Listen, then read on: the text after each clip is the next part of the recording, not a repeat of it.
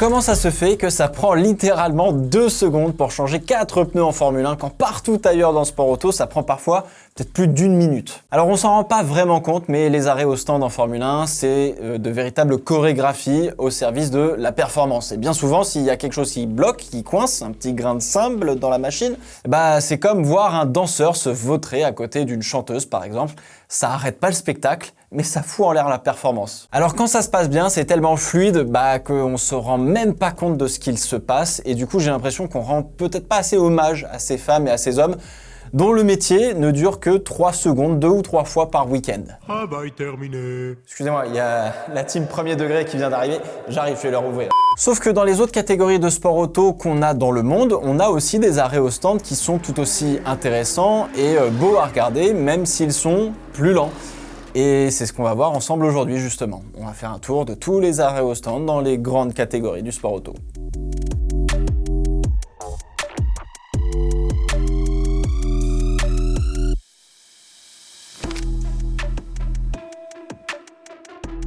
Bon, évidemment, je passe rapidement dessus, mais globalement, on a une vingtaine de personnes autour de la voiture en Formule 1 pour changer 4 pneus en 2 secondes. On a un jackman à l'avant et un jackman à l'arrière pour soulever la voiture, avec ce que l'on appelle des lève-vites, qui sont des sortes de crics si vous préférez. 3 mécaniciens par roue avec celui qui dévisse et qui revisse la roue, celui qui enlève la roue et celui qui met la nouvelle roue, donc le pneu neuf quand même. Pour stabiliser la voiture, on a donc 2 mécaniciens qui tiennent la voiture par la cheminée et par la base arrière du halo. Et de temps en temps, on a 2 mécanos qui viennent avec des visseuses pour ajuster les flaps de l'aile avant, quand ils sont pas trop occupés à regarder la voiture comme pour Pierre Gasly à Zandvoort, mais ça c'est un autre problème. Et enfin, pour terminer, on a quand même l'homme à la sucette qui aujourd'hui en Formule 1 n'a plus vraiment de sucette pour arrêter et faire repartir le pilote, mais simplement une télécommande pour allumer un feu une fois que tout le monde a fait son boulot. Et je prends pas en compte non plus les jackmen de rechange si jamais y a un cric qui foire, etc.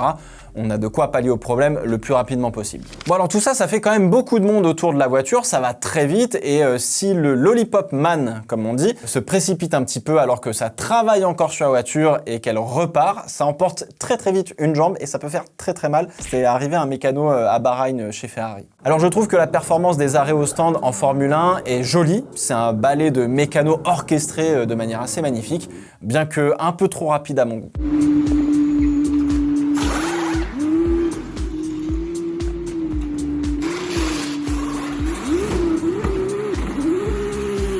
Seules des catégories juniors à avoir un format de course dans le week-end avec un arrêt obligatoire. La Formule 2, c'est un petit peu comme la F1, mais avec beaucoup moins de monde. On a évidemment un jackman à l'avant, un jackman à l'arrière pour soulever la voiture, un mécanicien par roue qui s'occupe de dévisser, enlever la roue sans la jeter dans la pit lane évidemment, mettre la nouvelle roue positionnée sous ses fesses en faisant un joli mouvement de bassin, sinon tu t'éclates les lombaires, c'est véridique, Victor Martins peut le dire. Et puis tu revisses la roue et évidemment on a toujours un lollipop man qui s'occupe de donner le go pour le pilote et là pour le coup il a une vraie sucette. Alors c'est plus lent mais un peu plus pur, je trouve, d'une certaine manière, plus à l'ancienne, et personnellement, je trouve ça assez joli.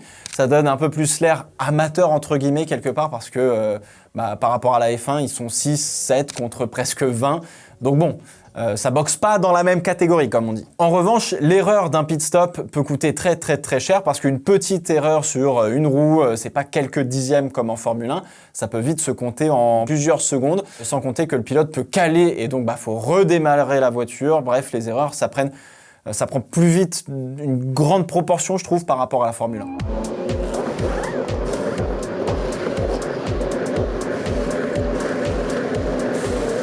Bon allez, on reste sur de la monoplace, mais on s'envole de l'autre côté de l'Atlantique, aux États-Unis, avec l'IndyCar. Et alors ça va vous paraître surprenant, mais on a une personne de moins qu'en Formule 2 pour faire un arrêt au stand. Pardon ? Par réglementation, ils ont le droit que d'être 6 autour de la voiture dans la zone de travail. Alors on va le voir aussi avec l'exemple de la NASCAR, mais cette zone de travail, cette pit box comme on l'appelle aux États-Unis, est délimitée généralement par justement une case dans laquelle la voiture s'arrête.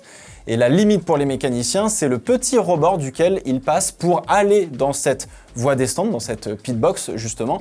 On n'a pas comme en Formule 1 de garage qui donne directement sur la pit lane. On a donc bien un mécanicien pour chaque roue, jusque-là pas trop de problème. On a un mécanicien qui remet du carburant parce que on ravitaille en IndyCar en essence. Mais par contre, on n'a pas à proprement parler de jackman, donc quelqu'un avec un lève-vite ou un cric. On a ce que l'on appelle un air jack. Alors les monoplaces d'IndyCar, tout comme les voitures de GT et les prototypes par exemple, qu'on va voir un peu après, ont des vérins intégrés dans le châssis pour soulever la voiture et donc pouvoir retirer les roues, ou mettre les roues, etc. Alors pour activer ce système, un mécanicien arrive avec un tuyau d'air, entre guillemets, qui l'envoie à une pression de 28 bars et hop, ça pousse les vérins au sol et ça soulève la voiture en 3/10 de seconde, je crois à peu près. Donc c'est largement assez rapide pour que la roue soit déjà en l'air une fois que le mécanicien a fini de dévisser pour la retirer. Alors 28 bars de pression, c'est quand même assez énorme, je ne sais pas si vous vous rendez compte, mais généralement dans nos pneus de voiture, on met quoi, 2-3 bars peut-être à peu près, dépendamment de la voiture. Je ne sais pas si c'est comparable de mettre une pression comme ça d'un coup pour un système pneumatique, c'est autre chose, mais bon, voilà, c'est juste histoire de, donner une échelle. Alors de l'autre côté du muret, on n'attend pas les bras croisés non plus, on se la coule pas douce, on se tire autant un cocktail. On peut compter jusqu'à peut-être 5 assistants qui doivent rester derrière ce muret et qui aident quand même les mécaniciens qui sont dans la pitbox. On a 2 mécaniciens qui donnent les pneus aux 2 mécaniciens dans la zone de travail côté intérieur et ils récupèrent aussi les pneus usés. Celui à l'avant s'occupe aussi de retirer le pistolet du mécano avant et extérieur une fois qu'il a fini pour éviter que la voiture roule dessus puisqu'on n'a pas de perge, vous savez, comme en Formule 1 qui passe au-dessus de la voiture. On a un autre mécanicien avec une sorte d'extincteur, si on peut dire ça comme ça, qui arrose en fait la trappe à essence de la voiture une fois qu'on retire le tuyau de carburant pour laver le carburant résiduel et éviter, qui est sur la carrosserie là, pour éviter qu'il aille vers l'échappement et que ça foute le feu, quoi. On a aussi un mécanicien qui aide le préposé au carburant à tirer le tuyau pour reculer et se dégager de la voiture parce que la bagnole elle va repartir. Et dans certains cas, on a un lollipop man qui tient la sucette depuis le muret pour donner le go, mais souvent, c'est le mécanicien à l'avant de la voiture, côté extérieur, côté fast lane, qui change la roue, qui a le meilleur visuel sur l'ensemble de la voiture et la fast lane justement pour donner le go au pilote par un simple geste en mode vas-y go go go quoi. Vraiment à l'ancienne, moi j'aime bien. Alors on attend que le air jack retire son tuyau pour lâcher la voiture au sol, la voiture retombe d'un coup sur le sol. Et puis go, une fois parti, on dégage les pneus restants de la zone au plus vite parce que en fait les emplacements sont quand même très rapprochés les uns des autres. C'est assez accidentogène quand même, surtout sous safety car, quand il y a toutes les voitures qui rentrent pour faire leur arrêt, c'est un petit peu dangereux quand même. Alors pareil, l'arrêt dure moins de 10 secondes en général, on a le temps de voir les mécanos travailler sur la voiture. J'adore le jet du pistolet là, une fois que le mécano il a fini puis il se met en position et tout. La voiture qui lâche directement pour retomber au sol en débranchant la prise pneumatique, c'est méga stylé. Ça fait généralement un gros burn aussi en repartant, bref. Voilà, ça c'est un arrêt au stand qui fait vraiment plaisir à voir aussi.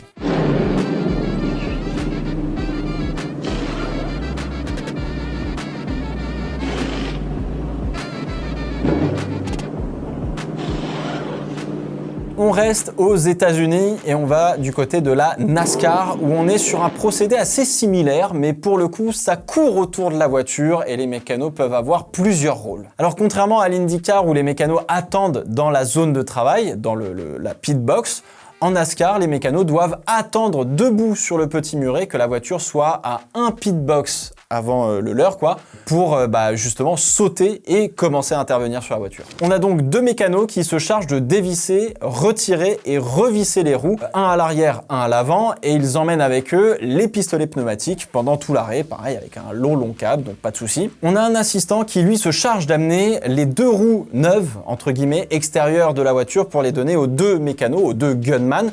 Donc lui il saute et il court avec 50 kg je crois dans les bras en combarde, donc c'est pas rien quand même. Il dépose la roue avant et passe directement à l'arrière de la voiture pour mettre la roue arrière lui-même une fois qu'elle a été retirée par l'homme au pistolet, et puis l'homme au pistolet se charge simplement de revisser. Mais alors du coup, est-ce qu'on laisse le gars à l'avant tout seul se débrouiller? Bon alors non, parce que justement on a un 4e mécanicien, on a le jackman, qui pour le coup se trimballe lui un cric qui pèse 13 kg je crois environ, pendant tout l'arrêt au stand pour soulever un côté de la voiture, puis l'autre.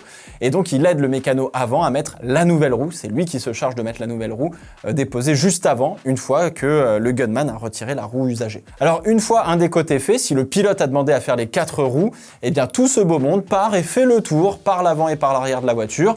L'assistant qui a déposé les pneus neufs récupère le pneu arrière usé pendant que le mécano avant qui a retiré justement le pneu usé fait rouler ce pneu jusqu'au muret qui sera récupéré par un assistant évidemment.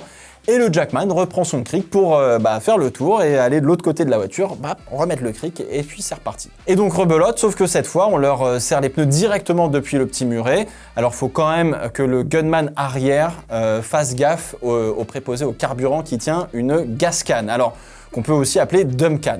Parce que non, même si la NASCAR vient de passer aux jantes aluminium, ils sont toujours au Moyen-Âge, ils n'ont pas de tuyau pour le carburant, ils font ça à l'ancienne avec une grosse canette, qu'on appellerait plutôt genre une jerrycan en français, je pense. Alors c'est assez simple, hein, tu emboîtes la dump can sur la trappe à essence, sur le réservoir, quoi, à l'arrière de la voiture, et la dump can en fait a un tube sur le côté pour faire appel d'air et pour que ça puisse envoyer juste l'essence très vite dans le réservoir. Une fois que c'est plein, ça déborde justement par ce tube, donc tu es à peu près tranquille. Et les dump cans font, je crois, 9 gallons depuis cette année, soit un peu plus de 34 litres. Et les équipes peuvent utiliser 2 dump cans par pit stop pour faire le plein, par exemple. Pas trop de problèmes de feu normalement avec le carburant puisque le réservoir est du côté gauche et les échappements sont au milieu du côté droit de la voiture. Donc normalement, ça le fait, tu vois. Après, on n'est jamais à l'abri d'une dinguerie, mais bon, ça reste relativement rare aujourd'hui. Bon, tout ça pour dire que le plus intéressant dans un arrêt en NASCAR, c'est le chemin de chaque mécano pendant toute la durée de l'arrêt qui fait que leur position leur permet de courir et d'arriver au bon moment, au bon endroit pour travailler sur la voiture sans se gêner les uns les autres et de toujours avoir quelque chose à faire d'utile. C'est hyper intéressant pour le coup de voir chaque mécano faire son chemin. N'hésitez pas à vous repasser plusieurs fois le même arrêt en prenant le point de vue de chaque mécano. Alors oui, évidemment, on regrettera les jantes en acier archaïque utilisées sur la génération d'avant, là, sur la Gen 6 de mémoire, où le gunman devait dévisser et revisser 5 boulons par roue. Ça donnait un vrai spectacle incroyable, mais globalement, les arrêts en NASCAR, je pense que ça reste mes préférés parce qu'il y a une vraie performance sportive de la part des mécanos, ça court autour de la voiture, c'est méga à l'ancienne, c'est un peu lourd, etc. C'est un peu du spectacle, quoi, et on profite. Vraiment, je trouve ça très stylé.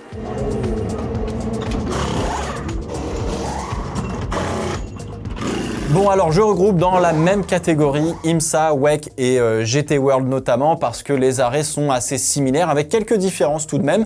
L'IMSA se rapproche beaucoup du WEC avec une différence notamment sur l'essence. En championnat du monde d'endurance, en WEC, les arrêts sont relativement longs puisque l'on remet de l'essence d'abord avant de changer les pneus.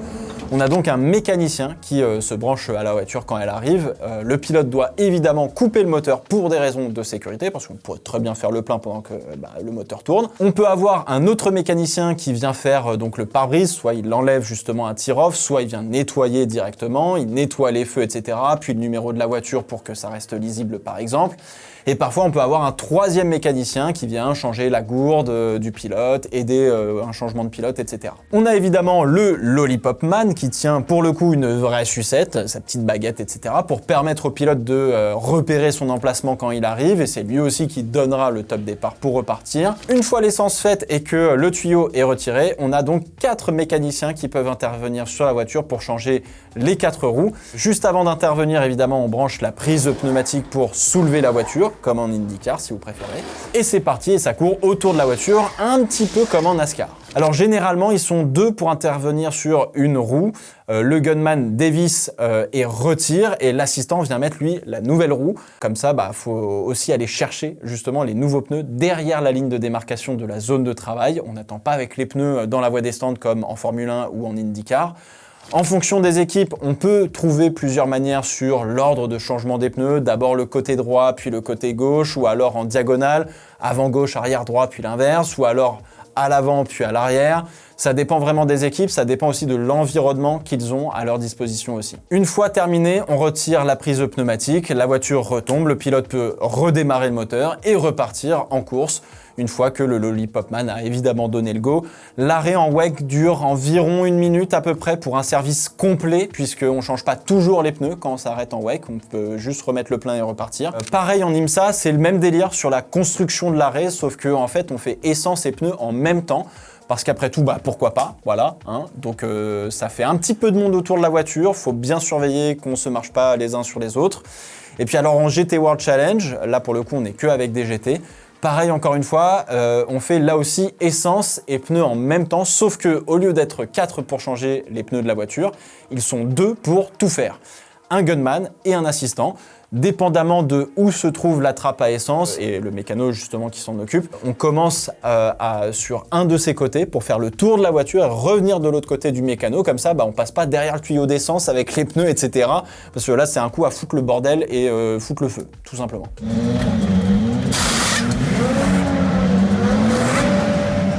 Alors j'aurais aussi pu vous parler d'un pit stop à la Super Formula à l'ancienne, où il n'y avait que 3 mécaniciens pour 4 roues et lever la voiture avec des lève-vites. Ça donnait des arrêts assez spectaculaires, vraiment intéressants, mais depuis on a des arrêts très similaires à la Formule 2, ce qui est un petit peu dommage. Mais l'arrêt en Super Formula, on avait des mécaniciens qui sautaient par-dessus la coque en carbone de la voiture pour aller mettre des roues, etc. C'était assez acrobatique. Voilà, j'espère que cette vidéo vous a plu. N'hésitez pas à me dire quel type d'arrêt au stand vous avez préféré, de lâcher évidemment un petit pouce bleu, et on se retrouve très vite pour de nouvelles vidéos. D'ici là, portez-vous bien. Ciao, ciao!